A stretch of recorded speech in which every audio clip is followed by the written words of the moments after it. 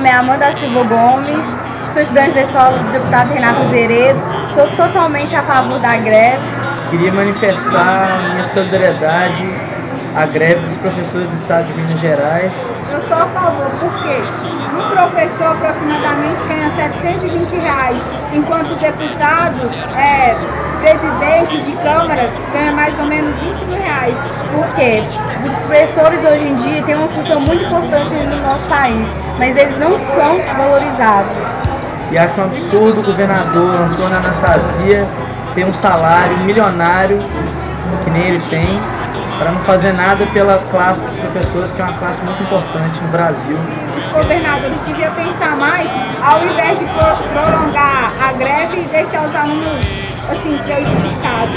Eles deveriam investir mais na educação, em vez de ficar pensando em copo. Meu nome é Rayane Couto Ribeiro, sou estudante da Escola Estadual do Deputado Renato Zeredo, 7 de agosto, Minas Gerais. Estou aqui para falar que eu sou totalmente a favor da greve, pelo qual o salário dos professores é horrível. O salário de 3 meses atrás do professor era de R$500. Agora eles estão lutando para ganhar 712. Os professores devem receber muito mais do que eles recebem hoje. Eu sou a favor da greve pelo fato dos professores lutarem pelo salário justo que eles devem receber. O 3. Então, ó lá. 1, 2, 3. O professor é meu amigo, mexeu com ele, mexeu comigo.